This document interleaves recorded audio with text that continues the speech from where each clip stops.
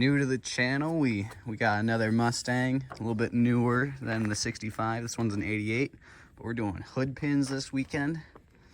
We're installing them because this hood is a fiberglass hood on this Ford, and it's got a little bit of a jankiness to the latch, so it kind of wobbles as you're driving. We got one hole all cut and lined up. We just gotta do the hole underneath a little bit to the right here so it lines up with the pin. And then I'm working on this passenger side here. We got the first mounting holes done, and then I got to cut out this inner piece so that we can get that second hood latch in there.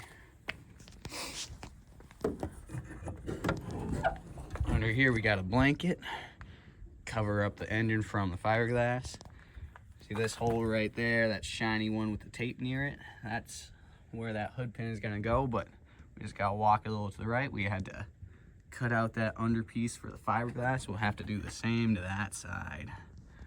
And then I'll have to drill a hole in the radiator support there.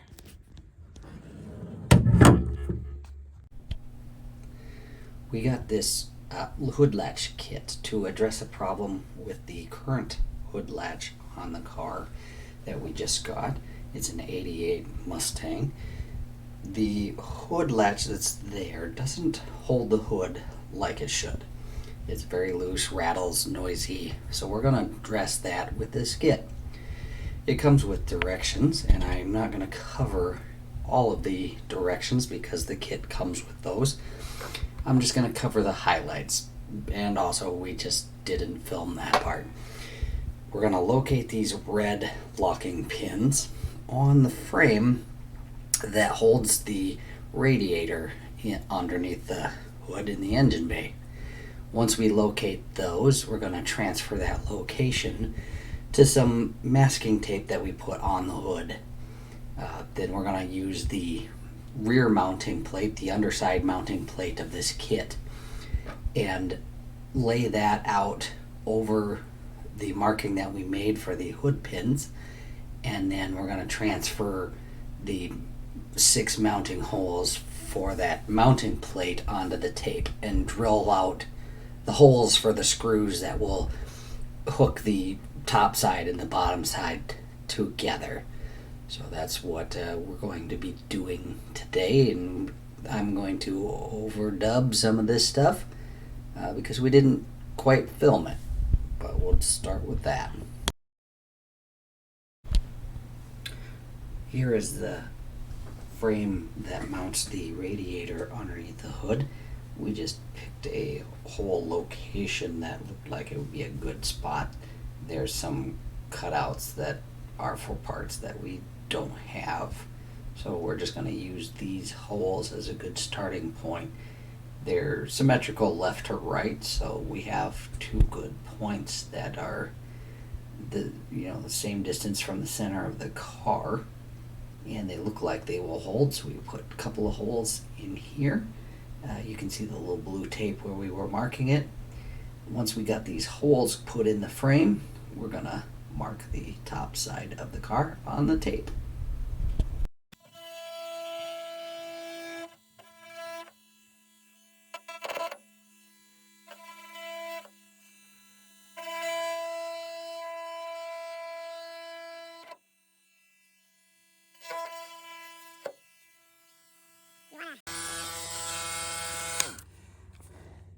If you just plunge straight through, the sides of this is gonna hit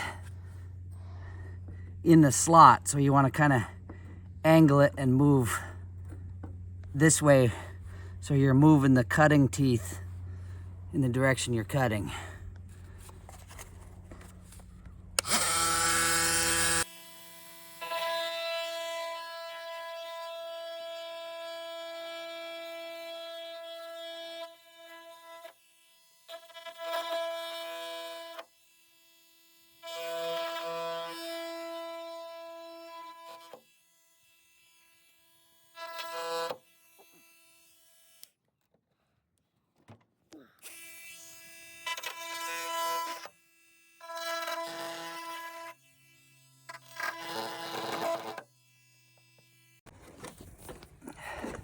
Open? Yeah. Okay, so this fiberglass hood has outer side and an inner side, and they're glued together. You can see the glue here. And it's just gonna be random because it's, you know, wherever they happen to glue it at the factory. But so we're gonna cut through this part because it's contoured. We need it flat to the top surface, so we're just gonna eliminate the inside piece, just like we did on the other side. See? You're gonna be super exposed, but yeah. So here's the mounting plate that goes on the inside. There's plenty of enough space between the two layers on this side, so we don't have to get that too perfect. We just need to make it a little bit bigger so that we can wiggle this in there.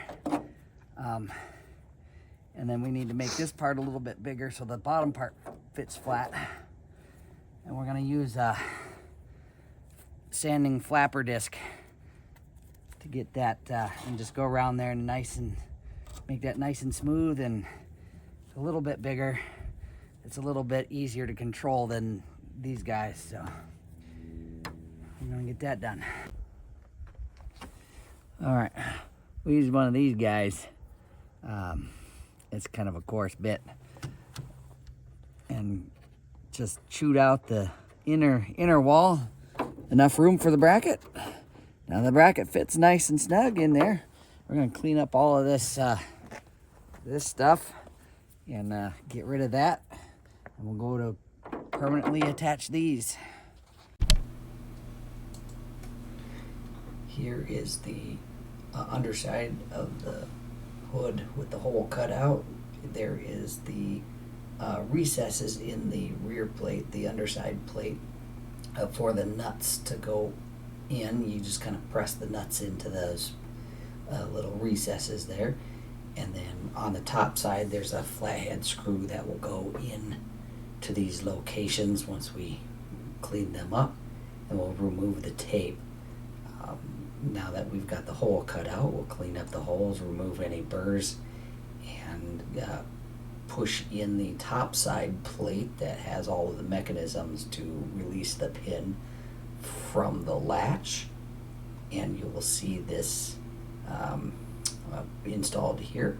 And then there's the flathead recessed holes, and we'll put the screws that came in the kit into these holes and hold the nuts on the bracket underneath, and we'll just screw that down.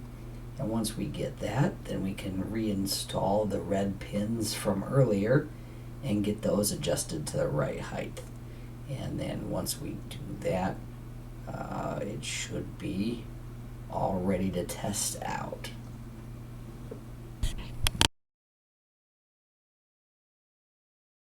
Alright, so it's hard to see with the damn sun, but Wait, what happened to the dipstick here? Did you bend it out of the way? I bent it a little bit so we could get it out of the way. Wow. But you bent it a lot.